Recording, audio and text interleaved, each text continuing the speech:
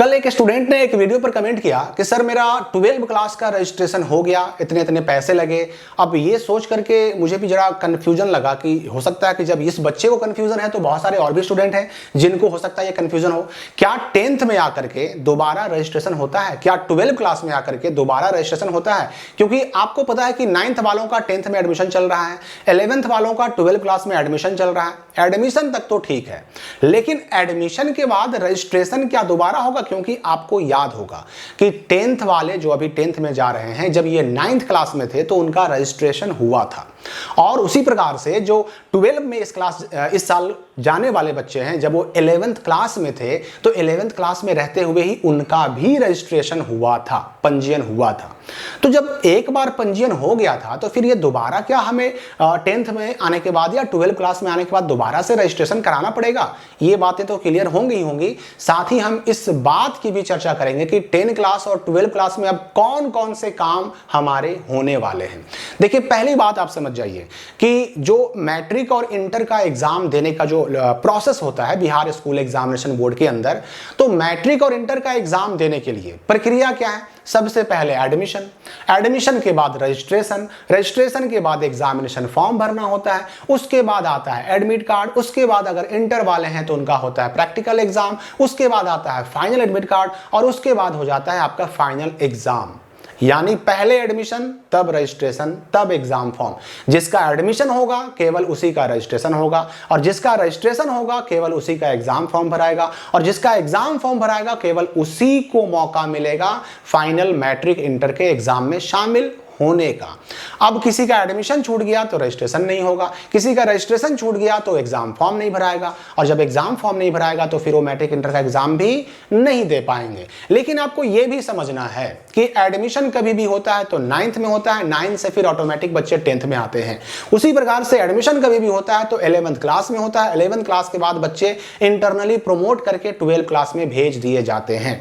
उसी प्रकार से रजिस्ट्रेशन, एडमिशन जब एक बार होता है तो रजिस्ट्रेशन की प्रक्रिया वो भी एक ही बार होती है। अगर आपने 9 क्लास में रजिस्ट्रेशन करा लिया है तो 10th में नहीं होगा, अगर आपने 11th क्लास में रजिस्ट्रेशन करा लिया है तो 12 में दोबारा नहीं होगा, एक ही बार होता है। लेकिन यहां पर यह भी समझना है कि अगर किसी ने एडमिशन तो कराया था पर रजिस्ट्रेशन नहीं कराया था और उसका रजिस्ट्रेशन छूट गया है, तो ऐसे बच्चे जब तक रजिस्ट्रेशन नहीं कराएंगे तब तक वो एग्जाम फॉर्म नहीं भर पाएंगे, और एग्जाम फॉर्म नहीं तो फिर एग्जाम नहीं।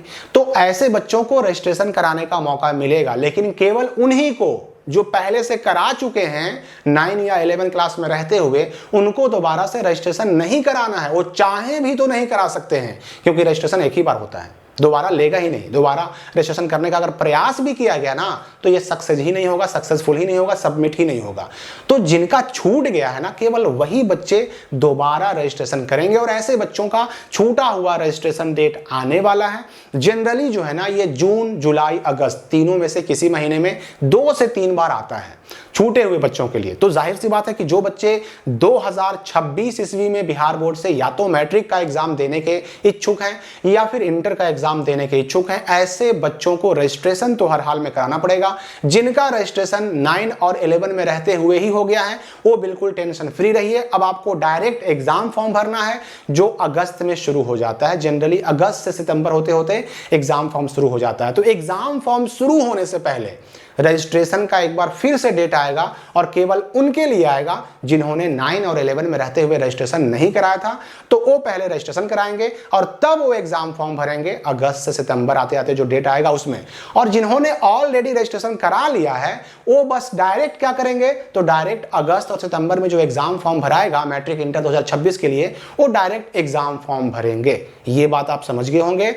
अब यहां पर यह भी आपके लिए क्लियर हो गया कि कब कब कौन सा काम होने वाला है। तो देखिए, ये जो मैंने अभी कहा ना कि अगस्त में एग्जाम फॉर्म भराएगा, तो एग्जाम फॉर्म भराने से पहले डमी रजिस्ट्रेशन कार्ड आएगा, और डमी रजिस्ट्रेशन कार्ड के समय मौका मिलेगा आपको अपने सब्जेक्ट को सुधारने का, अपने सब्जेक्ट को चेंज करने का। मैंने सब्जेक्ट कहा, स्ट्रीम नहीं कहा। आप आर्ट्स में है तो आर्ट्स में ही रहिएगा, साइंस में है तो साइंस में ही रहिएगा, कॉमर्स में है तो कॉमर्स में ही रहिएगा। ये अब चेंज नहीं हो सकता। रजिस्ट्रेशन करने के बाद ये बदलना पॉसिबल नहीं होता। सब्जेक्ट चेंज कर सकते हैं। आपने मैथ को मेन सब्जेक्ट लिया, एक्स्ट्रा में बायो रखा है, अब उलटना चाहते हैं, बायोलॉजी को मेन में रखना चाहते हैं, मैथ को एक्स्ट्रा में कर सकते हैं। एक्स्ट्रा में कोई सब्जेक्ट लिया है आपने, हटाना है, हटा सकते हैं। कब? ये सब होगा डमी रजिस्ट्रेशन आने के बाद। या फिर एक्स्ट्रा में आपने लिया नहीं और लेना चाहते हैं तो ले सकते हैं। सब्जेक्ट चेंज करना हो, एक्स्ट्रा लेना हो, एक्स्ट्रा हटाना हो, मीडियम चेंज करना हो, हर एक चीज उस वक्त चेंज हो सकती है। कुछ स्कूल कॉलेजों की शिकायत मिलती है हमें भी कि वह चेंज नहीं करते, सुधार नहीं करते, तो ये गलत है। क्योंकि बिहार बोर्ड जब मौका देता है, ये अधिकार देता है, बच्चों को सुविधा देता है, तो स्कूल कॉलेज को भी चाहिए कि वो बच्चों के हित के लिए ये काम करे।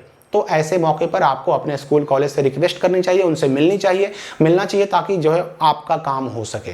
तो अगस्त में एग्जाम फॉर्म भराएगा, उसके बाद आगे फिर होगा आपका सेंटअप एग्जाम। सेंटअप एग्जाम के बाद फिर आएंगे फाइनल एडमिट कार्ड, उसके पहले आएगा प्रैक्टिकल एडमिट कार्ड। अभी बहुत सारे काम होने वाले हैं, लगातार हर एक चीज का अपडेट आपको मिलता रहेगा। तो इस वीडियो के लिए इतना ही।